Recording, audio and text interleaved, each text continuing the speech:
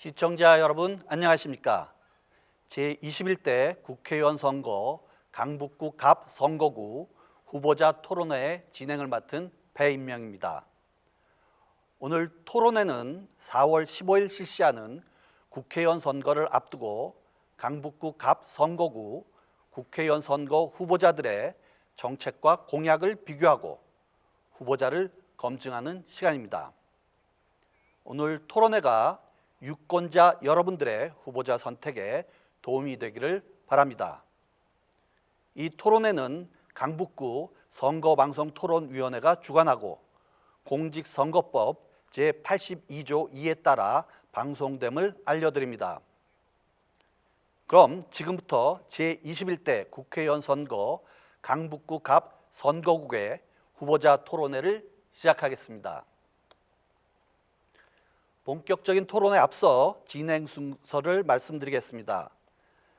먼저 각 후보자들이 시작 발언을 한 후 사회자 공통 질문과 후보자들의 보충 질문이 이어집니다.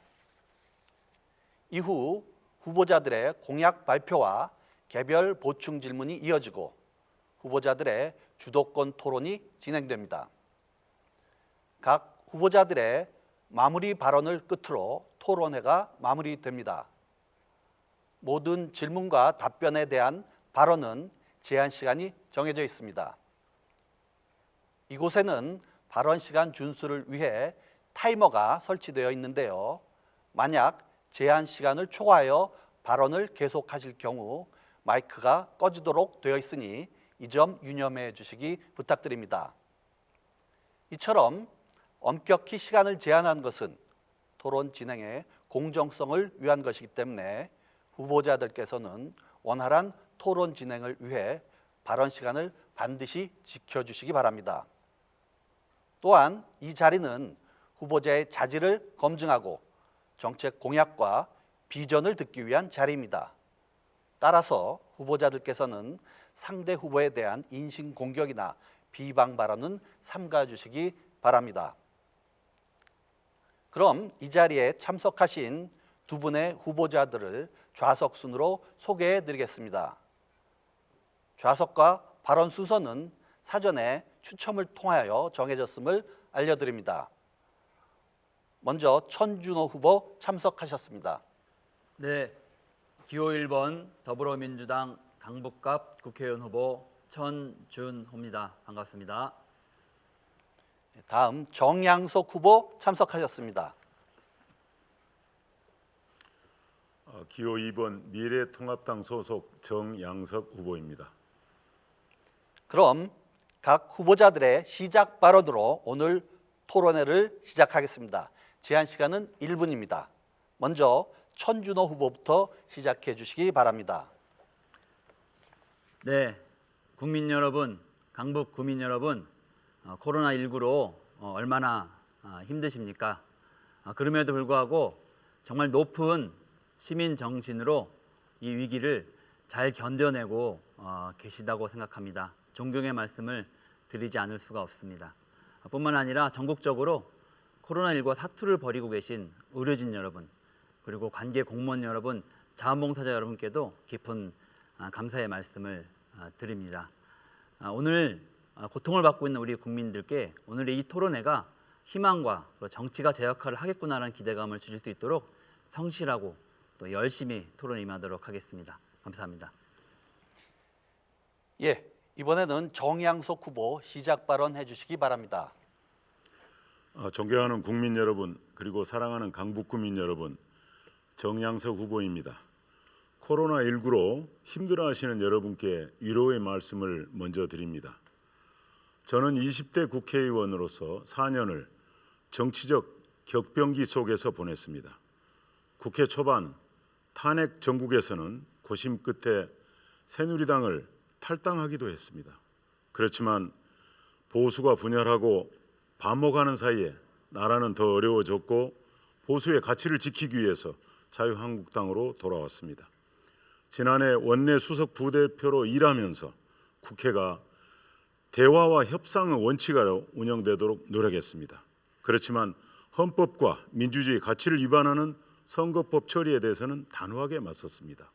이번 선거 우리 경제를 살리고 안보 불안을 바로잡는 선거입니다. 국민 여러분 힘을 모아주시기 바랍니다. 예, 국민들의 올바른 판단을 돕기 위해 마련한 제21대 국회의원 선거 강북구 갑 선거구 후보자 토론회의 본격적인 질의를 시작하도록 하겠습니다. 주요 현안에 관한 공통 질문입니다. 질문은 앞으로 4개를 드릴 텐데요. 각 후보자가 공통 질문에 대한 답을 1분 30초 내로 해주시면 됩니다. 후보자들의 답변이 끝난 후에는 그 답변에 대하여 후보자들끼리 보충 질문과 답변이 이어집니다. 질문 시간은 30초, 답변 시간은 1분 30초 드리겠습니다. 그러면 첫 번째 공통 질문 드리겠습니다. 외교와 관련된 질문입니다. 요즘은 각 나라마다 자국의 이익을 우선하는 외교 정책을 펼치다 보니 영원한 친구도 영원한 적도 없다는 말을 실감하게 됩니다. 우리나라 역시 중국, 미국, 일본 등 주변 강대국 사이에서 외교 마찰이 발생하고 있는데요. 국익에 도움이 될 수 있는 외교 방안은 무엇이라고 생각하시는지, 또 앞으로의 외교 정책은 어떠한 방향으로 나아가야 한다고 보시는지 답변 부탁드립니다. 답변 시간은 1분 30초 드리고요. 먼저 정양석 후보부터 답변해 주시기 바랍니다. 네, 외교 목표인 국익은 정권이 바뀌어도 변하지 말아야 한다고 생각됩니다. 또 외교가 국내 정치에 이용되지 말아야 한다고 저는 주장합니다. 그러기 위해서는 국민이 동의한 외교 정책, 또 야당과 공유하는 외교 정책이 바로 국익을 위한 외교 정책입니다. 그런 외교 정책은 정권이 바뀌어도 지속 가능한 외교 정책이 될 수 있습니다. 우리는 지난 3년 동안 문재인 대통령 집권 시에 한일 관계에 있어서는 위안부 협정 파기, 지소미아 문제, 한일 무역 분쟁 등 그런 외교 갈등이 있는 것을 많이 지켜봤습니다. 한중 관계도 마찬가지입니다. 사드 배치 이후에 우리는 MD 체제 불편입, 사드 추가 배치 반대, 한미일 군사동맹 하지 않겠다는 삼불 약속을 중국에 했지만 중국의 경제 보복은 바뀌지 않고 있습니다. 대한민국은 보수와 진보가 교대로 정권을 교체해 오면서 외교 정책을 독점하고 또 과거 정부의 정책을 반대로 뒤집었습니다. 그 결과 남남 갈등은 유발되었고 북한의 비핵화를 막는 데도 성공하지 못했다고 생각됩니다. 이제 우리는 변하지 않는 외교를 위해서 국민이 함께하는 또 국민이 동의하는 외교, 그걸 추구해야 된다고 저는 생각합니다. 예, 다음으로 천준호 후보 답변 부탁합니다.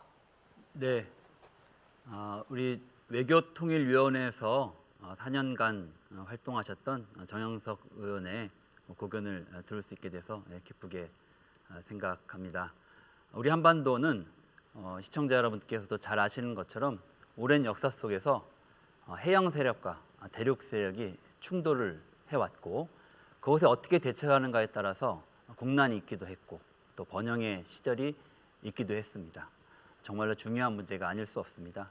이 시점에서 저희가 생각해야 될 것은 다양한 외교적 이해 관계자들이 다자주의 원칙에 기초해서 그리고 국제적인 질서와 규칙에 기반한 법령과 규칙에 기반한 질서를 만들어가는 것이 필요한 외교의 어떤 기본 방향이지 않냐 이렇게 말씀을 드리고 싶습니다. 미국과의 한미 동맹을 근근한 든든한 기반으로 두는 과정에서 중국과의 전략적 동반자적 관계들을 발전시켜 나갈 필요가 있다고 생각합니다. 실리 외교를 해야 한다는 말씀을 드리고 싶습니다. 일본과는 과거사 문제와 관련해서 정확한 역사적인 진실을 분명하게 사실을 밝히면서 미래지향적 관계를 만들어가는 것이 필요하다. 그런 지혜를 갖춰가는 것이 필요한 외교정책이라고 생각합니다. 예, 두 후보자의 답변 잘 들었습니다. 이어서 보충 질문과 답변 들어보도록 하겠습니다. 앞서 안내해드린 바와 같이 보충 질문 시간은 30초, 답변은 1분 30초 드리겠습니다. 먼저 정양석 후보 보충 질문 해주시기 바랍니다. 네, 천준호 후보 말씀 잘 들었습니다. 민주당은 공약을 통해서 국민과 함께하는 국민 외교를 실현하겠다고 약속을 했고, 문재인 대통령도 취임 초에는 야당과 외교안보 정보를 공유하겠다고 했습니다. 그렇지만 상황은 변치 않고 있는 것 같습니다. 9.19 군사합정 이후에 미사일을 14회 발사했습니다. 천준호 후보께서 평화와 변형의 한반도 실현을 공약하셨는데 구체적인 방안을 말씀해 주시죠. 천준호 후보 답변 부탁드립니다. 국민 여러분 다시 한번 생각해 보셨으면 좋겠습니다. 지난 평창 동계 올림픽 직전까지 어떤 상황이었습니까? 한반도가 전쟁의 위협에 휩싸여 있습니다. 동계 올림픽이 열리게 될지 안 될지를 걱정하는 수준이었는데요. 국민 여러분 지금 어떻습니까? 한반도의 그런 전쟁의 위협과 이것이 여전히 상존합니까? 그렇게 외신들이 보도하고 있습니까? 남북 관계가 상당히 많이 발전했습니다. 그리고 북미 간의 대화도 이루어지고 있습니다. 물론 최근에 다소 소강 상태에 있는 것도 사실입니다. 하지만 분명한 것은 북이 핵실험을 하고 있지 않습니다. 그리고 미국을 상대로 대륙간 ICBM도 발사하고 있지 않습니다. 이것이 여러 가지 갖고 있는 긍정적인 의미는 그래도 북미 대화를 하겠다라는 의지를 여전히 갖고 있는 게 아닌가 이렇게 생각을 합니다. 그런 긍정적인 부분들을 잘 살려나가서 한반도의 평화 번영의 방향으로 정책들을 추진해 나가는 것이 필요하다고 생각합니다. 그리고 여야 간에도 국익이라고 하는 거대한 목표하에서 발목 잡기 할 것이 아니라 이제 협력하고 서로 정보도 나누는 것을 원칙에 동의합니다. 그렇게 하면서 평화 번영을 함께 추진해 가야 한다고 생각합니다.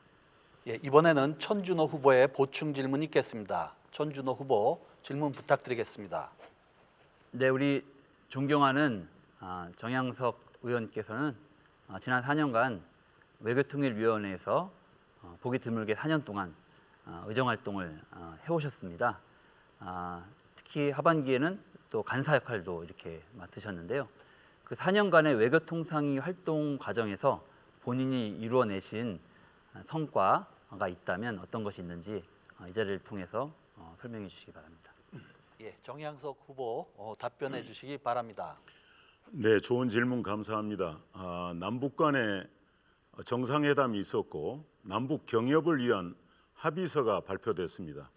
그리고 북한의 철도와 도로를 연결하는 사업에 대해서 남북 정상 간에 발표가 있었습니다. 그러나 이 문제는 국회에서 비준 동의를 받아야 되는 내용입니다. 왜 국회가 비준을 동의를 하는가 하면 국민의 세금으로 국민의 비용 부담으로 북한의 철도와 도로를 연결해야 되기 때문입니다. 우리는 야당은 정부에게 비용 추계를 요청했습니다. 얼마 기간에 걸쳐서 얼마가 들어갈 것인지 요청했지만 정부는 답변을 하지 못했습니다. 저는 국회 입법조사처와 함께 북한의 도로 철도화를 위해서 드는 비용이 50조 이상이 들어간다는 비용 추계를 합리적으로 해냈고 국회 본회의에서 최초로 제시하기도 했습니다. 그리고 이 문제에 대해서는 정부가 당연히 국민에게 알리고 동의를 얻어야 할 사항인데 정부가 이걸 공개하지 않았다고 생각됩니다. 야당 의원으로서 저는 이걸 추산했고 또 정부에게도 토론을 요청했지만 정부는 아직 묵묵부답입니다. 50조 이상의 비용이 들어가는 축에 제가 해냈습니다. 네, 첫 번째 답변 잘 들었습니다. 다음으로 두 번째 공통 질문은 복지와 관련된 질문입니다. 우리나라의 전체 인구 중에서 만 65세 이상 비율은 2017년 14%를 넘었고 2026년이 되면 20%를 넘는 초고령 사회가 될 것으로 예상되고 있습니다. 이런 가운데 2017년 기준 대한민국 노인 빈곤율은 43%로 OECD 평균의 3배가 넘는다고 합니다. 이런 세태를 반영하듯이 은퇴 후에도 계속 일을 해야 하는 노령층은 증가하고 있는 반면 노령층이 할 수 있는 양질의 일자리는 부족한 것이 현실인데요. 노인 안정화 방안, 노인 빈곤 해결 방안은 무엇이라고 생각하시는지요? 답변은 천준호 후보부터 시작해 주시기 바랍니다. 네, 코로나19로 고통받고 있는 우리 강북구의 많은 어르신께 진심으로 위로의 말씀을 먼저 전해 올리겠습니다. 어르신 일자리 문제 정말로 중요한 문제입니다. 하지만 좀 다각도로 이 문제를 좀 바라보고 대책을 마련할 필요가 있다고 생각하는데요. 먼저 65세 이상으로 65세로 정년을 연장하는 문제에 대해서 신중히 검토하고 논의해서 추진을 해 나가야 할 때가 아닌가 이렇게 생각을 해보게 됩니다. 두 번째로는 이제는 평생 학습 체계를 구축해 가야 된다고 생각합니다. 생물학적인 수명이 길어졌기 때문에 변화하는 환경에 능동적으로 대처하기 위해서라도 그런 인프라를 잘 갖춰야 한다고 생각합니다. 세 번째로는 결국 노후를 위해서 준비해야 될 돈을 결국에는 청년들의 일자리 그리고 결혼, 주택 마련에 부모들이 사용함으로써 결국엔 노후 비용이 제대로 준비되지 못하는 그런 문제가 있는 것입니다. 그래서 역설적이게도 청년들의 일자리 그리고 주거 안정에 보다 과감한 투자를 하면서 기성세대가 노후 자금을 제대로 비축할 수 있도록 만드는 정책이 동반돼야 한다고 생각합니다. 예, 다음에는 정양석 후보 답변해 주시기 바랍니다. 네, 그 6년 뒤인 2026년이 되면 우리나라 전체 인구 중 65세 이상이 20%를 넘는 초고령 사회로 진입한다고 예상이 됩니다. 우리 강북구는 현재도 어르신 인구가 19.7%로 서울 평균 15.5%를 넘어서 서울의 1위를 차지하고 있습니다. 그렇지만 어르신들의 빈곤 문제 또 복지 인권에 대해서는 절대적으로 미흡한 상황입니다. 노인 빈곤 해결책을 위해서는 일자리가 우선입니다. 지금 실시되고 있는 일자리는 현 정부가 추진하고 있는 건 74만 개가 있습니다. 그런데 그 중에 73%가 쓰레기 줍기입니다. 소위 공익활동형 일자리인데 평균 27만 원을 받게 됩니다. 수년째 동결되어 있습니다. 우리 당에서는 민간형 일자리 현재 13만 개이지만 이걸 앞으로 2배로 늘려서 어르신들이 30만 원에서 170만 원까지 더 많이 받을 수 있도록 공약을 세웠고 추진하고 있습니다. 아울러서 어르신들이 갈 만한 경로당과 노인 복지센터가 복지관이 부족합니다. 저희들은 실버 행복센터를 짓기로 공약을 했고 저도 강북구를 위해서 추진하도록 하겠습니다. 예, 이어서 보충 질문과 답변 들어보도록 하겠습니다. 보충 질문 시간은 30초, 답변은 1분 30초입니다. 먼저 천준호 후보 보충 질문 부탁드립니다. 네, 어르신 일자리를 좀 더 다양화하고 세분화하는 것이 필요하다고 생각합니다. 지금은 65세 이상으로 단순화되어 있는데요. 이것을 예를 들면 구간을 나눠서 60세에서 65세, 65세에서 70세, 또 70세 이상 어르신들이 갖고 있는 사회적인 경험과 또 연령에 맞게끔 다양한 일자리를 창출하는 게 필요하다고 생각하는데 이 부분에 대해서 정양석 후보님의 입장을 듣고 싶습니다. 예, 정양석 후보께서 답변해 주시기 바랍니다. 네, 저도 전준호 후보가 제시한 정년 연장 문제는 또 우리가 사회적으로 검토해봐야 될 필요가 있다고 생각됩니다.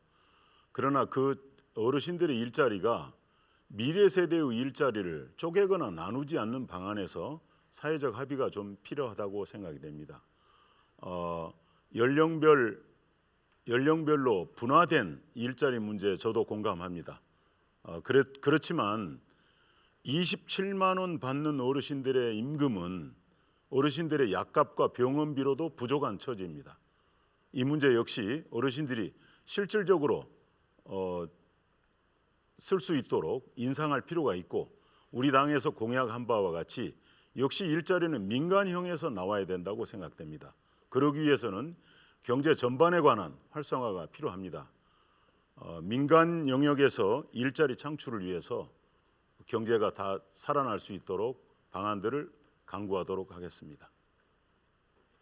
예, 이번에는 정양석 후보의 보충 질문이 있겠습니다. 시간은 역시 30초 드립니다. 네, 천준호 예, 후보께서 질문 시작해 주시기 바랍니다. 네, 시간 다시 주시죠. 네, 천준호 후보께서 강북구 발전을 위한 좋은 공약 제가 잘 봤습니다. 4년 동안 열심히 하셔서 많은 공약들을 제시해 주셨는데 강북구의 노인 어르신이 제일 많이 산다는 사실을 알고 계시면서 어르신 일자리에 관해서는 어르신 일자리 확대 단 8자밖에 없습니다. 정말 좀 더 구체적으로 우리 강북구 어르신을 위한 일자리 문제에 대해서 설명해 주시기 바랍니다. 예, 천준호 후보께서 답변해 주시면 되겠습니다. 네, 제가 조금 전에 질문을 드렸던 것처럼 어르신 일자리를 다양화할 수 필요가 있다고 생각을 합니다. 물론 시장에 맡기는 것도 방법일 수는 있겠죠. 하지만 여러 가지 사회적인 여건이 어르신들이 시장 경쟁을 그대로 수용하실 수는 없는 부분이 있기 때문에 불가피하게 공공의 일자리가 만들어질 수밖에 없다고 생각합니다. 그리고 그 공공의 일자리가 지금 일정하게 기능도 하고 있습니다. 그런데 이 공공 일자리의 형태를 지금처럼 단순화할 것이 아니라 60세에서 65세, 65세에서 70세, 그리고 70세 이상 이런 식으로 세분화해서 어르신들이 가져오셨던 사회적인 경험 그리고 어르신들의 어떤 신체적인 능력, 역량 이런 것에 고려한 일자리를 맞춤형으로 만들어서 진행해야만 한다고 생각을 합니다. 그래야 어르신들에게 좀 더 폭넓고 다양한 형태의 일자리가 만들어질 수 있다고 생각을 하고요. 두 번째로는 그런 일자리조차도 갖기가 어려운 어르신들이 많이 있습니다. 모든 어르신 문제를 일자리 문제로 또 해결할 수도 없는 것입니다. 그래서 기초연금을 현재 70%까지 그러니까 소득 수준 하위 70% 어르신 100명 중에 70명까지를 30만 원씩 기초연금을 지급하는 방안을 당과 함께 추진할 계획입니다. 예, 두 분 말씀 잘 들었습니다. 다음은 세 번째 공통 질문으로 경제 분야입니다. 근로시간을 주 52시간으로 단축한 근로기준법이 시행된 지 1년이 넘었고요. 올해부터는 근로자 50인 이상의 영업장에서도 주 52시간 제도가 시행됩니다. 정부에서 계도기간 시행과 주 52시간 근무에 대한 예외를 인정하고 있습니다. 하지만 근로자에게는 소득 감소 문제가, 사업주에게는 근로자 채용의 어려움과 인건비의 증가와 같은 추가 비용의 발생 문제가 나타나고 있는데요. 주 52시간 근무제 확대 도입에 따라 나타나는 부작용 해결 방안을 사용자의 입장과 근로자의 입장으로 나누어 말씀해 주시기 바랍니다. 답변 시간은 1분 30초 드립니다. 먼저 정양석 후보부터 답변해 주시기 바랍니다. 네, 그 주 52시간 근무제는 2018년 국회에서 여야 합의로 처리했습니다. 그렇지만 이 제도로 인해서 산업 현장에서 많은 혼란과 어려움이 제기되고 있습니다. 근로자들은 52시간 도입으로 초과 수당을 받지 못해서 어려움이 있고 기업 입장에서도 근로시간 단축으로 고용 비용이 증가하고 있습니다. 지금 이걸 보완하기 위해서 국회에서는 여야가 단위 기간을 6개월로 하느냐 아니면 1년으로 하느냐는 문제를 가지고 논쟁을 벌였지만 합의를 이루지 못했습니다. 아시는 바와 같이 IT나 바이오 업종 연구 개발 분야에는 주 52시간제의 정확한 도입이 경쟁력을 약화시키고 있습니다. 또 아이스크림 공장이나 건설업과 같은 분야에서 계절적인 요인이 있는 곳에도 마찬가지입니다. 이 문제는 그래서 선진국에서는 1년 동안을 탄력적으로 근무하고 전체 평균값을 맞추는 소위 단위 기간을 확대를 1년으로 하고 있습니다.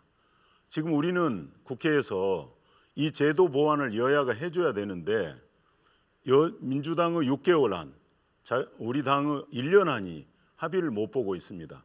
21대 국회에서는 조속히 처리돼서 노사와 산업 모두가 발전하는 계기가 되기를 바랍니다.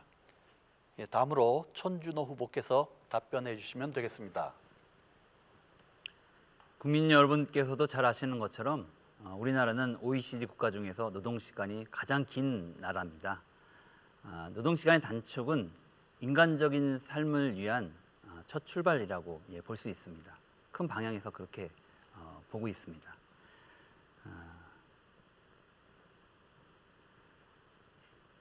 김대중 정부 때 저희가 주 5일제를 시행했던 적이 있었습니다. 그때 처음에 많은 혼란도 예상했었고 걱정도 있었지만 그것이 정착돼서 지금 많은 부분에서 사실은 여러 가지 고용을 새롭게 창출하고 경제를 활성화시키는 긍정적인 기여를 하고 있다고 생각을 합니다.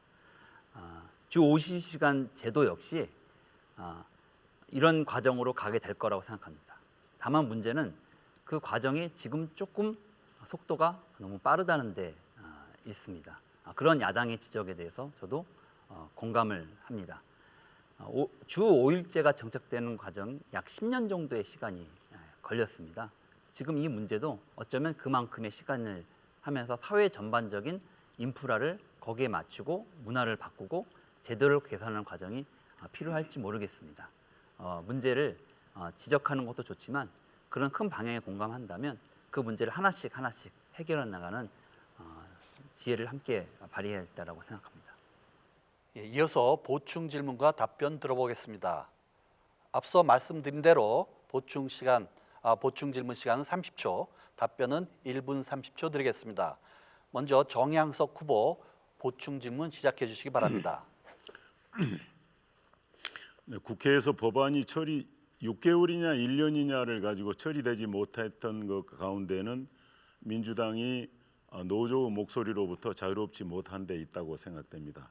이 문제는 조속히 처리돼야 되고 민주당은 또 공약에 의하면 이 근로자와 사업자의 피해를 세금으로 보전해주는 방안만을 고집하고 있고 우리 당은 근로시간을 조절할 수 있도록 법률로 처리하고자 합니다. 예, 주어진 시간이 다 되었습니다. 천준호 후보 답변해 주시기 바랍니다. 주 52시간을 적용하는 과정에서 걱정되는 요인들도 있을 겁니다. 소득이 감소하는 노동자가 발생했다라고 하는 말씀을 하고 있습니다. 실제로 그런 일이 벌어지고 있는데요. 그것을 보완하는 방법으로 주택, 의료, 그리고 기타 비용들을 공공 영역에서 지원함으로써 실질적인 소득 감소 효과를 최소화시키는 정책들이 같이 동반되어야 한다고 생각합니다. 친환경 무상급식이 보편화되면서 실제로 다수의 52시간 그 해당 노동자들의 삶의 그 소득에 일정하게 도움이 되는 것처럼 그러한 유사한 정책들이 함께 반영된다면 그런 부분들을 보완해 갈 수 있다고 생각을 하고요. 그런 노력을 통해서 이 제도를 안정화시켜 나간다면 새로운 일자리를 창출하고 일자리를 나누고 경제를 활성화시키는 제도로 적용돼서 자리를 안착될 수 있다 이렇게 생각을 합니다. 예, 이번에는 천준호 후보의 보충 질문이 있겠습니다. 천준호 후보 질문 시작해 주시기 바랍니다. 정영석 후보님 여러 문제에 대해서 특히 근로시간 단축 문제에 대해서 그럼 이 문제에 대해서 찬성하시는 건지 반대하시는 건지 그 이유를 한번 같이 듣고 싶습니다. 예, 정양석 후보 답변 부탁드립니다. 아시는 바와 같이 우리 당은 1년의 단위 기간을 확대해서 탄력적으로 기업과 노조가 합의해서 처리하자고 하는 것이 우리 당의 입장이고 저도 마찬가지입니다. 천준호 후보께서도 말씀하신 바와 같이 우리나라 대한민국이 오늘날 있기까지는 많은 노동자들의 희생이 있었습니다. 저임금과 장기 노동에 뒷받침이 돼서 우리 대한민국이 있었다고 생각됩니다. 그래서 이 정부 들어서서 소득 주도 성장과 소위 근로시간 감소라고 하는 양대 축으로 우리 대한민국 경제를 드라이브하고 있습니다. 그 결과는 어떻습니까? 우리 많은 영세 자영업과 또 근로자, 기업체 모두가 지금 힘들어하고 있습니다. 천 후보도 지역을 도시면서 많은 영세 자영업 소상공인들이 바로 문재인 정부의 경제 정책 때문에 그 결과로서 힘들어한다는 걸 잘 느끼실 겁니다. 우리 당 역시 소득 주도 성장이라든가 최저임금 인상이라든가 근로시간 감축에 반대하지 않습니다. 문제는 천 후보 지적하셨다시피 속도입니다. 이 속도를 단계 생길 수 있는 문제점을 보완해가면서 추진했어야 되는데 너무 일방적으로 밀어붙였습니다. 21대 국회에서는 이런 법에 대해서 이런 문제에 대해서 여야가 머리를 맞대고 제도를 개선해야 된다고 저는 생각합니다. 예, 두 분 토론 잘 들었습니다. 이제 마지막 공통 질문 드리겠습니다. 지옥고라는 단어를 들어보셨는지 모르겠습니다. 바로 지하, 옥탑, 고시원 이 세 가지 단어를 줄임말인데요. 저소득층 1인 가구와 소득 차상위 계층, 빈곤층 등 이른바 주거 취약계층의 주거 현실을 반영한 신조어입니다. 특히 N4 세대라고 하는 청년들, 사회 초년생의 가장 큰 고민거리도 주거 문제일 것입니다. 주거 취약계층과 청년층을 위한 주택 공급 방안과 주거 안정화 방안에 대해서 말씀해 주시기 바랍니다. 답변은 천준호 후보부터 시작하도록 하겠습니다. 네, 청년 신혼부부의 주거 안정 문제는 정말로 중요한 문제인 것 같습니다. 그래서 우리 당은 공약으로 전국적으로 특화된 공공임대주택 10만 호를 공급하겠다라는 계획을 발표하기도 했습니다.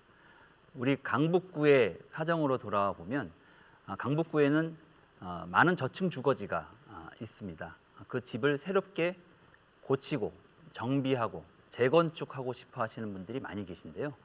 이런 분들이 소규모 주택 정비 사업을 하는 과정에서 새롭게 발생하는 주택들이 있습니다. 이 주택들을 SH공사나 LH공사가 청년과 신혼부부를 위한 특화된 임대주택으로 사준다면 초기에 건축 비용을 마련하는 데도 도움이 되고 분양 리스크도 최소화시키면서 지역 주민들에게는 안정되는 새로운 주거 공간을 제공하고 또 지역의 청년과 신혼부부를 유입하는 그런 효과도 함께 가져올 수 있다고 생각합니다.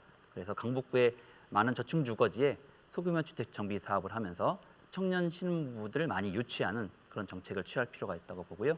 또 역세권을 중심으로 한 역세권 청년 주택들도 과감하게 공급 정책을 피해서 지역을 활성화시킬 필요가 있다 이렇게 생각하고 있습니다. 예, 이번에는 정양석 후보 답변해 주시기 바랍니다. 네, 우리 대한민국 청년들 특히 수도권의 청년들은 주거비 부담이 소득의 약 24%가 해당이 됩니다. 그 경제적 부담이 매우 큰 상황입니다. 이런 청년들 주거 안정화를 위해서 이제 임대와 분양의 방법이 있는데 현재 시행되고 있는 건 주로 임대입니다. LH의 공적 임대주택이 5년간 46만 호가 되고 있습니다만은 자격 조건도 좀 복잡하고 서비스 만족도가 떨어집니다. 또 서울시도 역세권 청년 주택 사업을 추진하고 있습니다. 강북구에도 추진 중인 곳이 있습니다. 역시 임대주택 사업입니다. 그렇지만 물량이 많이 부족합니다. 거의 당첨이 로또 수준으로 알고 있습니다. 우리 당에서는 그래서 임대가 아닌 내 집 마련 기회를 확대하도록 공약을 했습니다. 그래서 아파트 분양 시에 추첨제를 확대해서 청년층이 참여할 수 있도록 하고 또 청년층의 주택담보대출 기준을 완화해서 쉽게 살 수 있도록 하고 생애 최초 구입 시에는 취등록세를 낮추는 그런 방안을 강구하고 있습니다. 아울러 수유역 주변에 사는 원룸에 사는 청년 세대를 위해서 저는 안심센터를 설치하겠다고 약속했습니다. 그리고 청년 주택 관련 컨설팅 서비스도 제공하도록 공약했습니다. 이어서 보충 질문과 답변 들어보도록 하겠습니다. 역시 질문 시간은 30초, 답변은 1분 30초 드리겠습니다. 먼저 천준호 후보 보충 질문 해주시기 바랍니다. 네, 정영석 의원의 제가 공보물을 한번 살펴봤습니다. 네, 공보물을 보니까 이런 정책이 들어있더라고요.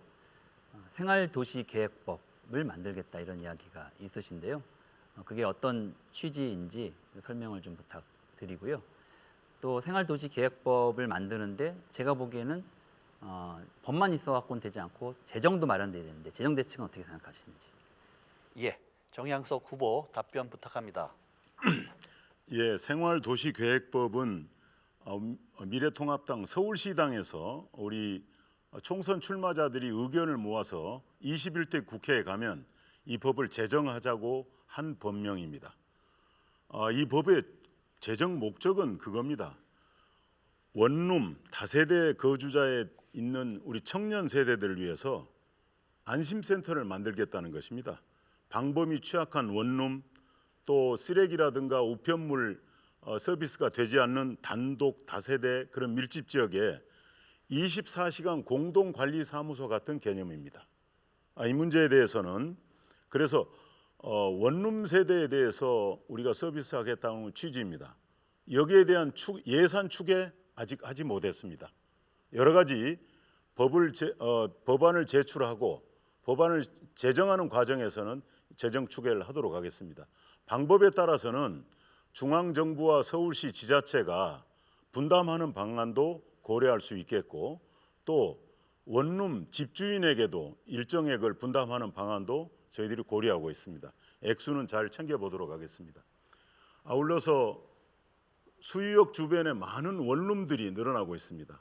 총량에 대한 규제도 하도록 하겠습니다. 그래서 질과 양에 있어서 만족되는 청년 주거지역 만들도록 법을 제정하겠습니다. 예, 이번에는 정양석 후보의 보충 질문이 있겠습니다. 시간은 역시 30초입니다. 정양석 후보께서 질문해 주시기 바랍니다. 네, 민주당 공약에 보면은 이제 청년 신혼 맞춤형 도시를 5만 호를 하겠다고 중앙당에서 발표했습니다. 그리고 그것을 수도권 3기 신도시 지역에 주로 하겠다고 했습니다. 저는 이제 천준호 후보께서 중앙당 공약이지만 많은 청년들이 이미 다수 인프라가 되어 있는 수도권에 살고 싶어 하는데 신도시를 만든 다음에 청년들에게 또 기회를 주겠다고 한다면 그건 시간이 많이 걸린다고 생각합니다. 예, 천준호 후보 답변 부탁드립니다. 각각의 삶의 여건에 따라서 도심 내에 공간이 필요한 청년들도 있고 조금 쾌적한 주거 여건을 갖춘 신도시를 선택하는 할 수 있는 청년과 신혼부부들도 있다고 생각합니다. 전 선택지는 다양할수록 좋다고 보는데요. 이미 도심지에는 지가가 많이 올라가 있고 그리고 여러 가지 고밀 또한 개발이 되어 있기 때문에 그 주택을 청년들이 매입하려면 상당히 많은 재정적인 부담을 가질 수밖에 없다고 봅니다. 그리고 우리 청년 세대는 주택이 사는 곳이 아니라 사는 곳이다라고 하는 인식을 갖고 있다고 봅니다. 그에 걸맞는 다양한 주거 패러다임의 전환을 가져올 필요가 있고 그런 측면에서 선택지를 다양하게 줄 필요가 있다 이런 말씀을 좀 드리고 싶고요. 앞서 제가 생활도시계획법 관련해서 질문을 드렸는데 이것은 센터를 만드는 이런 문제라기보다는 저는 그렇게 이해했습니다. 우리 도시 지역에 필요한 주차장, 공원 이런 인프라를 도시 인프라를 확충하는 계획을 다루는 또 그와 관련된 재정적 지원을 할 수 있는 도시계획법을 새롭게 만들겠다라는 취지로 저는 이해를 하고 그런 부분에 대한 공감의 생각이 있다는 말씀을 드리고 싶었습니다. 예, 감사합니다. 네 번의 공통 질문에 대한 답변 잘 들었습니다. 이번에는 후보자들의 공약 발표를 듣고 이에 대해 개별 보충 질문을 하는 시간입니다. 후보자들의 정책 검증을 위한 시간으로 질의응답 형식으로 진행이 되는데요. 시작 전에 진행 방식을 설명해 드리겠습니다. 우선 후보자가 공약 발표를 합니다. 이후 다른 후보자가 개별 보충 질문을 하고 이에 대해 답변을 하는 형식입니다. 공약 발표 시간은 3분, 개별 보충 질문은 30초, 답변 시간은 1분 30초 드립니다. 정해진 시간 내에 질의응답이 이루어질 수 있도록 시간에 유의하여 주시기 부탁드립니다. 그럼 먼저 정양석 후보부터 공약 발표를 시작하겠습니다. 네, 국민 여러분, 저는 공보를 통해서 제가 강북 살리는 6개 법안을 약속한 바가 있습니다. 먼저 첫 번째는 어르신들의 건강한 노후 보장입니다. 65세 이상 인구가 제일 많이 사는 강북구 어르신들을 위해서 건강보험 범위를 확대하도록 하겠습니다. 대상포진, 골다공증 검사도 무료로 하도록 대상에 넣었습니다. 임플란트 적용 개수를 4개로 늘리는 것도 포함이 되어 있습니다. 두 번째, 국가 재난 시에 긴급 육아 돌봄 제도입니다. 코로나19로 유치원과 공교육 보육 시스템이 붕괴되어 부모 부담이 커졌습니다. 앞으로 보육 시설이 폐쇄되면 맞벌이 부부 중 한 명에게 긴급 휴가, 유급 휴가 제도를 준다는 내용입니다. 세 번째는 청년들의 주거 지원입니다. 아까도 말씀드렸다시피 강북구에는 약 1,700개의 원룸형 주택이 있습니다. 거기에 많은 청년들이 살고 계십니다. 안심센터 설치하겠습니다. 이 안심센터는 24시간 공동관리사무소 역할을 하는 곳입니다. 네 번째, 영세 자영업자와 소상공인 지원하겠습니다. 코로나19로 가장 많이 힘들어하신 분이 바로 이분들입니다. 강북구에 약 19,000개의 영세 자영업이 있습니다. 이분들을 위해서 세금 납부를 중앙당이 공약했습니다. 또 현재 4,800만 원인 간이과세 기준 금액을 1억 원으로 상향하도록 하겠습니다. 다섯 번째, 주택 보수와 부동산 거래 촉진입니다. 재건축, 재개발이 되지 않는 지역에 대해서는 주택 리모델링 시에 용적률을 상향하도록 법을 바꾸겠습니다. 그리고 비용 지원도 추진하겠습니다. 그리고 부동산 거래가 침체되어 있습니다. 1억 원 이하 서민주택에 대해서는 융자 제한을 철폐해야 합니다. 또 오래된 다주택의 양도소득세 역시 한시적으로 감세를 검토해서 주택 거래가 활성화되도록 하겠습니다. 여섯 번째, 반려동물에 대한 양육 부담입니다. 반려동물도 이제 가족이 되었습니다. 반려동물을 위한 놀이공원 만들겠습니다. 그리고 진료비의 표준화와 더불어 부가가치세 면제 및 소득 공제를 도입하겠습니다.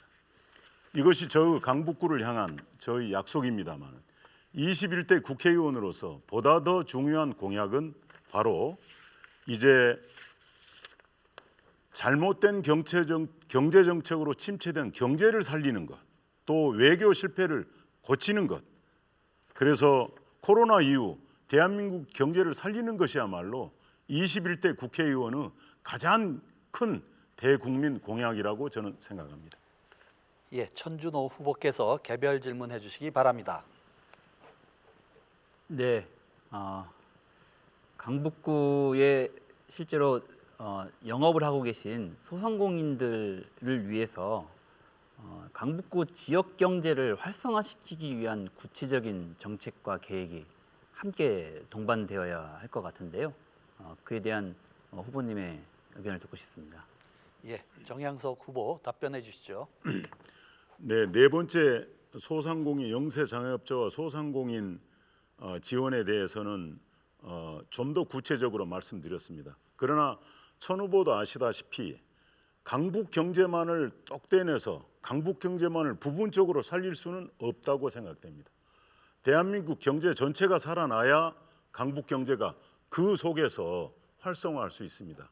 경제의 큰 기조를 바꾸고 또 소득 주도 성장의 실패를 보완하고 또 주 52시간 근무제에 대한 보완을 통해서 대한민국 경제가 전반적으로 살아날 때 우리 강북구 경제도 더불어 숨쉬고 살아날 수 있다고 생각됩니다.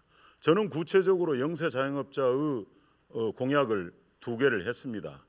정말 이분들에게 필요한 것은 당장의 현금 지원도 있지만 이분들에게 정말 세금 납부 유예 또한 혹은 전기료 납부 유예 이런 등 가시적으로 와닿을 수 있는 장기적이고 그런 조치가 필요하고 그런 것들이 바로 간이과세 기준 금액을 인상하는 그런 것이라고 저는 생각합니다. 예, 천준호 후보 보충 질문 부탁드립니다. 네, 물론 그 말도 맞습니다. 경제라고 하는 것이 국가적인 차원에서의 어떤 영향도 많이 받습니다.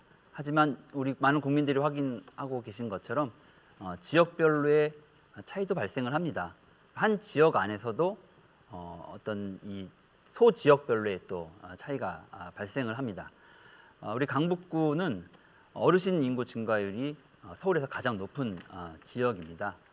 어르신을 잘 모셔야 되는데요. 예, 주어진 시간이 지났습니다. 정양석 후보 답변해 주시기 바랍니다. 제가 질의할 차례 아닌가요? 하여튼 아, 뭐 그래야겠. 아직 아니 개별 질문과 보충 질문 하시고요. 그 다음에 이제 공약 발표를 하신 다음에 이제 아, 개별 질문, 보충 질문 하시게 됩니다. 아, 마지막 답변 하시고요. 요 다음으로 천준호 후보 공약 발표가 이어집니다. 예, 아, 예. 다시 1분 30초 드리겠습니다. 아 그렇군요. 죄송합니다. 제가 답변하는 순서인가요? 예, 1분 30초 드리겠습니다. 예. 답변 질문을 좀 놓쳤습니다. 제가 예. 질문을 어떻게 하셨는지 제가 그냥 말씀을 하신 것 같은데 예, 질문으로. 뭐 적절히 시간을 운용하시기 바랍니다. 네, 저는 강북 발전을 위해서 6가지 법안으로 약속했습니다. 제가 야당 국회의원이기 때문에 또 3선 의원이 되면 여야 협상을 통해서 할 수 있는 일이 바로 법안 제정이고 법안 개정입니다. 저는 제가 약속한 법안들은 강북구 발전을 위한 계층에 대한 약속이라고 생각됩니다. 3선 의원만이 해낼 수 있다고 저는 감히 자부합니다. 6가지 이외에도 강북 발전을 위한 많은 현안들이 있습니다만 6개로 압축을 했습니다. 꼭 추진하겠습니다. 다시 한번 말씀드리지만 그래도 더 소중한 것은 강북구 국회의원이기 때문에 강북 발전을 위한 공약을 드리지만 보다 더 본질적인 문제는 대한민국의 정체성, 대한민국이 바로 서는 것, 경제가 바로 서는 것이야말로 21대 국회의원의 또 야당 의원으로서 제일 큰 공약이라고 생각됩니다. 제가 중간에 대화를 놓쳐서 답변을 깔끔하게 드리지 못한 점 사과드립니다. 예, 고맙습니다. 이번에는 천준호 후보의 공약을 들어보도록 하겠습니다. 시간은 역시 3분이고요. 개별 보충 질문 시간은 30초, 답변은 1분 30초의 시간이 주어집니다. 주어지는 시간에 유념해 주시기 부탁드립니다. 그러면 천준호 후보 발표 시작해 주십시오. 네, 우리 강북 구민께서는 강북구의 변화와 발전을 바라고 계십니다. 새로운 생각을 가진 새로운 인물이 새로운 강북을 만들어 달라고 하는 것이 우리 구민들의 바람이라고 생각합니다. 저는 크게 3가지 영역에서 저의 공약을 준비했습니다. 첫 번째 북한산 숲 프로젝트, 두 번째 아이 키우기 좋은 강북, 세 번째 영역은 주민들로부터 들은 동별 세부 공약으로 그것을 구성했습니다. 북한산 숲 프로젝트는 북한산이라고 하는 천혜의 자원을 자연 생태 친화적으로 잘 활용해서 강북구의 가치를 높이는 방향으로 만들어 가자라는 저의 제안입니다. 그동안의 북한산은 재산상의 규제 그리고 제한의 요소였습니다. 관리의 대상이었을 뿐입니다. 적극적으로 활용 방안을 세우고 제시하려고 합니다. 먼저 우이동 먹자거리에 대한 종합 정비 계약을 마련하겠습니다. 그리고 백운천 변의 생태 친화 공간과 인공 암벽장을 우이동 만남의 강장에 조성을 하고자 합니다. 그리고 4.19 국립묘지를 4.19 민주공원으로 그 기능을 전환하는 개념을 바꾸는 작업도 하려고 합니다. 아카데미 하우스 지역의 랜드마크였지만 지금은 상당히 기억 속에 사라져가고 있는데요. 지역 자산화하는 계획을 추진하고자 합니다. 북한산의 식생을 당한 숲 정원을 만들고자 합니다. 그리고 고도 자연으로 인해서 재산상의 불이익을 받던 많은 국민들을 위해서 합리적인 완화 방안을 추진하고 공유 주차장 그리고 마을 스마트 주차장 등을 만들고 전기 마을 버스를 도입하고 그린벨트 주변에 생활체육시설도 정비화하고 활성화하는 것을 통해서 북한산 국립공원을 자연 생태 친화적으로 활용함으로써 지역의 가치를 높이고자 합니다. 그 다음으로는 아이 키우기 좋은 강북을 만들려고 합니다. 학령기에 자녀를 둔 부모들이 지역으로 많이 유입돼야만 지역의 경제도 활성화될 수 있다고 저는 생각합니다. 그 선순환을 위해서 아이들을 위한 여러 가지 환경들을 새롭게 점검할 필요가 있습니다. 시립 어린이 전문 병원을 250병상 규모의 전문 병원을 강북구에 유치하고자 합니다. 그리고 아이들의 교육 환경을 최우선적으로 개선하려고 합니다. 청소년들을 위한 전용 공간도 만들겠습니다. 그리고 아이들을 위한 안전한 통학로도 확보될 수 있도록 CCTV나 신호등들을 증설하는 그런 계획도 함께 추진하고자 합니다. 이외에 우리 지역 주민들로부터 정말 많은 이야기를 들어서 세부적인 부분들을 동별 공약에 담아서 공보물로 각 가정에 배달해 드렸습니다. 한번 살펴봐 주시기 바랍니다. 예, 이제 정양석 후보의 개별 질문 시간입니다. 시작해 주시죠. 네, 천준호 후보 공약 잘 봤습니다. 4년 동안 열심히 발로 누비면서 세세한 곳까지 잘 챙겼다고 생각됩니다만 공보에는 사업명만 나와 있지 구체적인 실천 방안이 없습니다. 방금도 말씀이 계셨지만 이 많은 사업명을 구청장도 아닌 국회의원이 어떤 재원을 가지고 추진할 것인지 대표적으로 몇 가지 말씀해 주시기 바랍니다. 예, 천준호 후보 답변 부탁드립니다. 네, 문제 해결을 위해서는 저 혼자만의 힘으로는 한계가 있겠죠. 하지만 문재인 대통령 그리고 박원순 서울시장 그리고 강북구청장, 서울시의원 그리고 구의원이 함께 원팀이 돼서 이 문제점들에 대한 해결 방안을 찾는다면 또 그 연결고리 역할을 지역의 국회의원이 한다면 훨씬 더 우리 강북구의 변화와 발전을 만들어 나가는데 힘을 모을 수 있다고 생각을 합니다. 그동안에 많은 정치인들이 공약을 내세웠지만 제대로 이행된 것이 없다고 하는 걱정들을 하고 계십니다. 하지만 제가 서울시에서 근무했던 경험을 바탕으로 그리고 문재인 대통령 그리고 집권 여당의 지역위원장을 했던 또 정책위 부의장을 했던 경험을 바탕으로 해서 그 힘들을 잘 끌어와서 우리 지역의 문제를 해결하는데 노력을 하고자 합니다. 저는 제가 만약에 당선이 돼서 국회로 가게 된다면 저의 개인적인 어떤 희망과 바람으로 상임위를 선택하지는 않겠습니다. 지역의 문제를 해결하는데 도움이 되는 상임위를 선택해서 4년 동안 오로지 지역의 문제를 해결하기 위해서 열심히 발로 뛰겠습니다. 제가 제시한 공약 중에 상당히 많은 부분이 환경노동위원회에서 해결할 수 있는 부분이라고 보고 있기 때문에 기회가 주어지고 당과 협의를 해서 그 활동을 하는 것도 염두에 두겠습니다. 우리 지역 주민 의견을 듣겠습니다. 예, 정양석 후보 보충 질문해 주시기 바랍니다. 네, 좋은 말씀 들었습니다. 아이 키우기 좋은 강북구 만드는데 저도 공감합니다. 그러나 강북구는 매년 약 1,000명씩의 영아 출생률이 줄어들고 있습니다. 매년 1,000명씩이 줄어드는 그런 강북구가 되어 있습니다.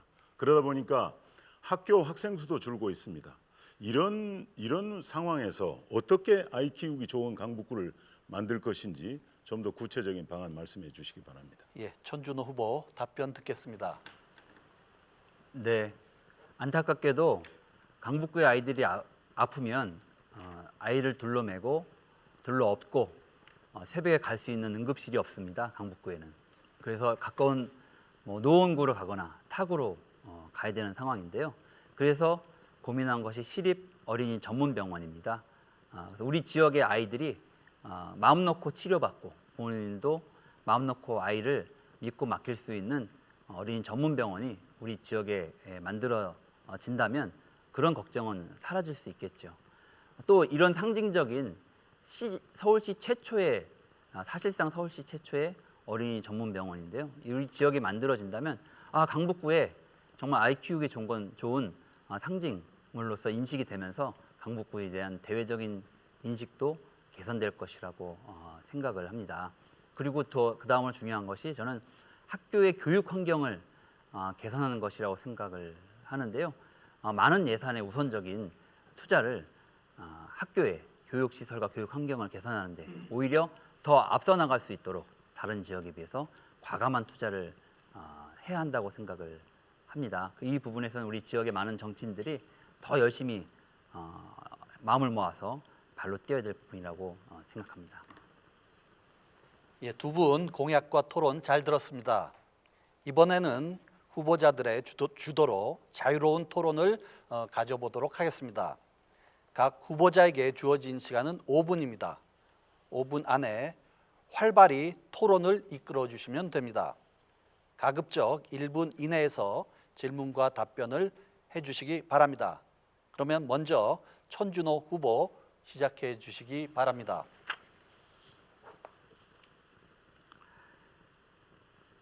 우리 정영석 존경하는 후보께서는 지난 4년간 국회의원으로서 이제 활동을 하셨습니다. 그리고 지난 총선 때 많은 공약을 또 발표를 하셨는데요. 지난 4년간 그 공약에 대한 이행 성적표라고 할까요? 어떻게 이행을 하셨는지 제가 공보물에서는 그 부분을 좀 찾아보기가 좀 어려웠습니다. 그래서 설명을 좀 부탁드리겠습니다. 네. 아까도 말씀드렸다시피 20대 국회 4년은 정치적 격변기였습니다. 저도 국민들에게 약속한 공약 많이 지키지 못했습니다. 제가 몸담고 있었던 시절 대통령의 탄핵이 있었고 또 원내 수석 부대표 하는 동안 민주당의 선거 밀어붙이기를 온몸으로 막았습니다.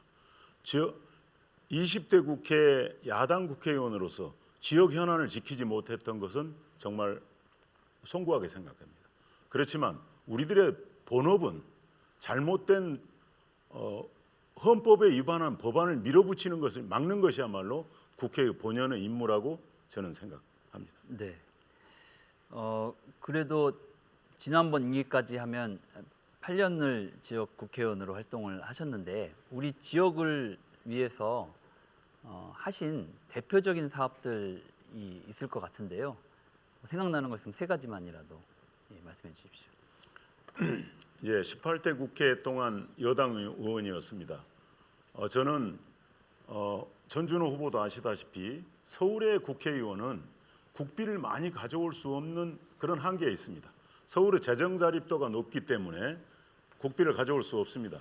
저는 당시 국회 기획재정위 의원으로서 강북구 북한산 주변에 순례길과 둘레길을 만드는데 예산을 투입해서 그걸 바로 이제 국민들의 관광지로 이렇게 발전시켰습니다. 또 주민들이 많이 안심 귀가에 어려워하는 CCTV 설치, 또 학교 주변의 방범 문제를 위해서 예산을 확보했습니다. 그래서 많은 CCTV를 학교와 수유역 주변 또 방범 지역에 많이 설치했다고 저는 생각됩니다. 그리고 세 번째는 역시 영세 자영업과의 소통입니다. 저는 많은 영세 자영업주가 수없이 만나서 그분들의 목소리를 들었고 그걸 제도 개선을 하기 위해서 국회 의정 활동을 했습니다. 강북구의 음식점 420개를 다 돌아본 그런 의정 활동했습니다. 물론 미약합니다만은 그분들의 목소리 듣는데 저는 열심히 했다고 생각됩니다. 네, 감사합니다. 그렇다면 지난 4년 동안 뜻하신 대로 잘 하지 못했던 이유가 예를 들면 대통령 또는 서울시장 이런 분들의 도움을 잘 받지 못해서 그랬다는 말씀이신가요? 그건 아닙니다. 파인트리 해결 문제는 저 공약이었고 저는 또 당시 야당 의원이었지만 서울시를 찾아가서 토론회도 했습니다. 파인트리를 조속히 재개하도록 요청했습니다. 그런 대화를 시도했습니다. 다행히 또 박원순 시장이 결단을 내려서 이게 재개될 수 있었습니다. 그런 과정에 저희들은 제한적이지만 또 야당으로서 역할은 저는 다 했다고 생각됩니다. 문제는 서울시장과 대통령의 지원의 문제가 아니라 야당 의원의 본업이 어떤 것인지 예를 들어 그런 것입니다. 여당 의원이었던 시절도 계셨지 않습니까? 그 당시에는 대통령의 탄핵 문제로 아시다시피 전국이 혼미한 상황이 있었고 우리는 탄핵을 하느냐 마느냐 하는 중대한 국가적 기로에 있었습니다. 정말 지역을 돌보지 못한 데 대해서는 송구한 마음. 알겠습니다. 얼마 전에 일본이 우리나라의 반도체를 필수 소재들을 수출 규제하는 조치가 있었습니다. 이 사안이 벌어지면서 많은 국민들은 당시 야당이었던 자유한국당에 대해서 의구심을 가졌습니다. 이 어려운 상황에 정부를 도와서 협력해야지 왜 일본의 편을 드느냐라는 이야기가 있었는데요. 거기서 어떻게 생각하시는지 말씀해 주십시오. 그것이 바로 이제 다른 소수 정당에서 말하는 친일 프레임입니다. 자유한국당, 미래통합당을 친일파로 보려고 하는 청와대 참모진들과 여권의 그런 의도가 담긴 그런 것이 아닌가 생각됩니다. 문제는 일본이든 한국이든 외교 문제를 국내 정치에 이용하기 주어진 시간이 다 되었습니다.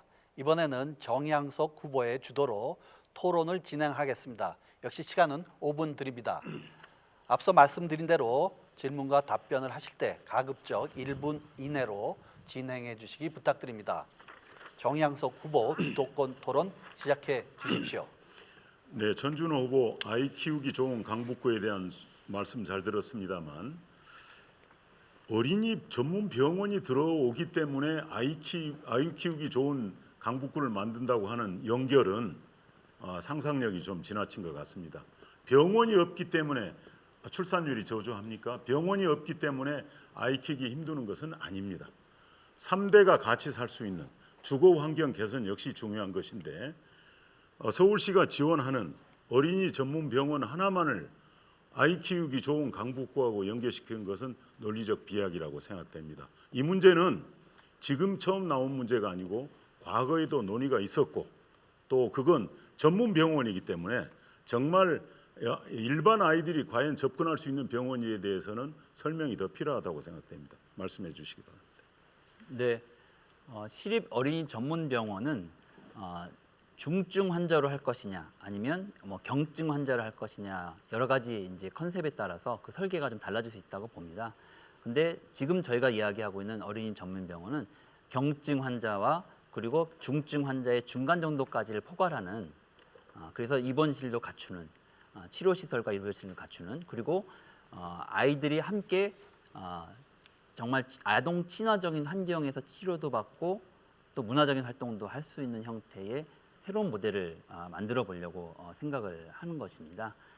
그래서 이런 좀 아주 선도적이고 그리고 모범적인 형태의 어린이 전문 병원이 강북구에 있다면 그것이 강북구의 아이 키우기 좋은 강북구라고 하는 이미지를 만들고 그 분위기를 조성하는데 도움이 되면 됐지 안 되지는 않을 것이다 라는 생각입니다. 우리가 그런 방향으로 가는 게 맞다고 하면 그에 필요한 정책들을 적극적으로 고민해서 할 수 있는 것은 하나라도 더 가져와서 해야 한다고 생각합니다. 지금 번이동 도로 사업소 부지를 놓고 거기에다가 신축하는 계획을 구체적으로 추진하고 검토하고 있는 것으로 알고 있습니다. 그래서 이 병원이 건립이 되면 강북구에 대한 대외적인 이미지가 상당히 개선되는 그런 효과들도 분명히 있을 것 같고요. 물론 이것만 가지고 아이 키우기 좋은 강북구가 다 만들어진다고 볼 수는 없습니다. 아이를 키우려면 학교도 중요합니다. 초등학교, 중학교, 고등학교. 강북구는 다른 자치구에 비해서 자치구의 재정이 어렵기 때문에 교육경비 보조금을 충분히 쓸 수가 없습니다. 그래서 학교 시설을 개선하려면 어쩔 수 없이 서울시든 국고든 외부에서 재원을 가져와야만 학교 시설의 개선이 가능합니다. 그렇기 위해서 적극적으로 그런 목표를 가지고 학교의 교육 환경을 개선하기 위한 재정 확보 노력이 동반돼야 된다고 봅니다. 그리고 그렇게 과감하게 투자를 해야만 학교의 시설, 각각의 가정의 교육 환경과 인프라는 다소 열악할 수 있지만 공적인 교육 환경만큼은 가장 최고의 환경을 만들어 드리는 게 저의 목표입니다. 그렇게 하기 위해서 최선을 다하겠다는 말씀 드리고 싶고요. 또 강북구에는 청소년들을 위한 전용 공간이 정말로 부족합니다. 아이들이 뛰어놀 수 있는 공간이 없습니다. 청소년 문화의 집도 한 곳도 없습니다. 그래서 이 청소년들을 위한 전용 공간을 확보하는 것 정말 필요한 일이라고 생각을 하고요. 그리고 알겠습니다. 아파트가 아니라 단독주택이 많기 때문에 정말로 보행 환경이 통학로가 정말 위험합니다. 그래서 그것을 개선하기 위해서 어쩔 수 없이 뭐 CCTV라든지 신호등 설치라든지 이런 단속적 규제적 조치도 동반될 수밖에 없다 이렇게 생각을 합니다. 네, 뭐 답변이 좀 길었습니다만은 이게 하고 싶은 말씀을 다 하신 것 같습니다. 그 고도 제한 완화를 조심스럽게 말씀하셨습니다. 저도 18대 국회 때 공약을 했고 실천하지 못했고 강북구의 가장 오래된 숙제가 바로 고도 제한 완화인데 고도 제한 완화가 단순히 법률이나 조례만의 문제가 아니라 도시계획위원회 심의라고 하는 또 다른 절차를 거치는 과정에서 늘 좌절에 부딪혔습니다. 저는 고도 제한 완화도 문제지만 삼중 규제가 있습니다. 자연 경관지구라든가 그래서 수유 1동, 우이동, 인수동 지역은 주민들이 소위 주택에 대한 삼중 규제에 묶여 있어서 아무것도 지금 손을 댈 수가 없는 상황입니다. 그런데 이 고도 제한 완화는 수도 서울이 인구 팽창기에 만들어진 잘못된 관행입니다. 강북구 인구, 서울 인구가 축소되고 있습니다. 축소된 인구에 맞춰서 도시계획이 다시 설정이 필요하다고 생각되는데 천 후보 생각은 어떻습니까? 네, 앞서서 의원님께서도 과거에 고도 제한을 폐지하겠다고 공약하신 바가 있었는데 완화라고 했습니다. 예, 그 지켜지지 않았던 것 같습니다. 합리적인 완화 방안을 예, 주어진 시간이 다 되었습니다. 이제 모든 질의와 토론 시간이 끝났습니다. 마지막으로 후보자들의 마무리 발언 들어보는 순서를 갖겠습니다. 2분 드립니다. 먼저 정양석 후보부터 말씀해 주시기 바랍니다. 존경하는 국민 여러분, 이제 투표일이 다가왔습니다.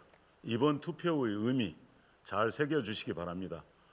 지역 발전을 위해서 일할 수 있는 국회의원 필요합니다만 보다 더 대한민국을 바로 세우고 대한민국 경제를 회복하기 위해서 또 잘못된 정책을 보완하기 위해서 야당의 견제 역할이 필요합니다. 꼭 도와주시기 바랍니다. 그리고 투표해 주십시오. 저는 제 자신이 많이 부족하다는 거 잘 알고 있습니다. 또 약점도 많고 비평도 많이 받았습니다. 또 제가 몸담고 있는 미래통합당 역시 국민의 사랑을 받는데 그렇게 잘하지 못했습니다. 많이 부족합니다. 그렇지만 이번 선거의 의미, 아까 제가 말씀드린 지역의 세세한 문제를 실천하는 국회의원도 중요하지만 대한민국을 바로 세우는 국회의원, 또 지난 정부의 이번 정부의 3년을 평가하는 그런 선거가 돼야 된다고 생각됩니다. 저는 코로나 사태 이후에 우리 당의 지지율과 또 여러 가지 우리 당에 대한 따가운 시각 잘 알고 있습니다. 그래도 저는 서울 시민과 강북 구민들의 건강한 판단을 믿습니다. 꼭 투표해 주시기 바랍니다. 여러분은 지난 3년 동안 문재인 정부 들어서서 이 정부가 밀어붙인 정책들이 어떤 결과를 가져왔는지 잘 알고 계십니다. 경제 문제 굳이 따지지 않겠습니다. 선거법 어땠습니까? 우리가 문제가 있다고 호소했습니다. 광화문에 뛰쳐나왔습니다. 광화문에 나왔다고 욕도 많이 먹었습니다. 결국은 대통령이 주장하고 민주당이 내부 비판도 없이 토론도 없이 밀어붙인 선거법에 비례대표는 이제 50cm가 넘는 투표용지가 나옵니다. 어느 당을 찍어야지 알 수 없는 그런 선거법 이 민주당이 만들어냈습니다. 여러분 손으로 심판해 주시기 바랍니다. 예, 다음으로 천준호 후보 마무리 발언 해주시기 바랍니다. 네, 존경하는 강북 구민 여러분, 더불어민주당 기호 1번 강북갑 국회의원 후보 천준호입니다. 이번 선거는 새로운 대한민국을 완성하느냐 못하느냐를 결정하는 선거라고 생각합니다. 이번 선거는 새로운 강북으로 가느냐 아니면 정체하거나 다시 과거로 돌아가거나를 결정하는 선거라고 생각을 합니다. 또한 이번 선거는 코로나19를 극복할 수 있도록 더불어민주당과 문재인 대통령에게 힘을 실어 주셔야 하는 선거라고 생각해 봅니다.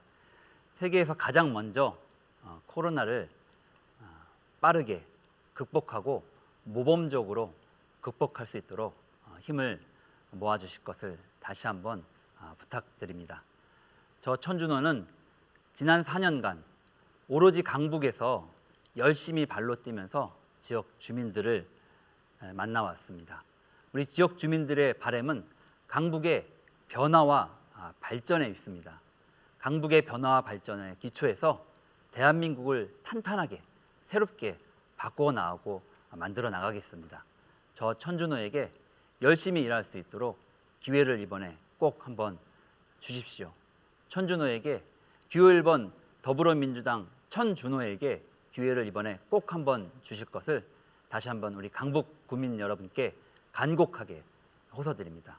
주민 여러분의 뜻을 따라서 열심히 발로 뛰고 목소리에 귀 기울이면서 노력하고 또 말씀 듣고 또 뛰고 실천하고 활동해 나가도록 하겠습니다. 감사합니다. 예, 두 분 감사드립니다. 오늘 정말 수고 많으셨습니다. 이제 토론을 마쳐야 하는 시간입니다. 오는 4월 15일은 대한민국 국민들이 주권을 행사하는 날입니다. 이 시간이 시청자 여러분들의 한 표를 행사하는 데 도움이 되었기를 바라며 꼭 주권 행사에 참여하시기 부탁드립니다. 이 토론회 방송은 중앙선거방송토론위원회 홈페이지와 네이버 TV, 유튜브 중앙선거방송토론위원회에서 다시 보실 수 있습니다. 그러면 이것으로 제21대 국회의원 선거 강북구 갑 선거구의 후보자 토론회를 마치도록 하겠습니다. 시청해 주신 여러분 대단히 고맙습니다.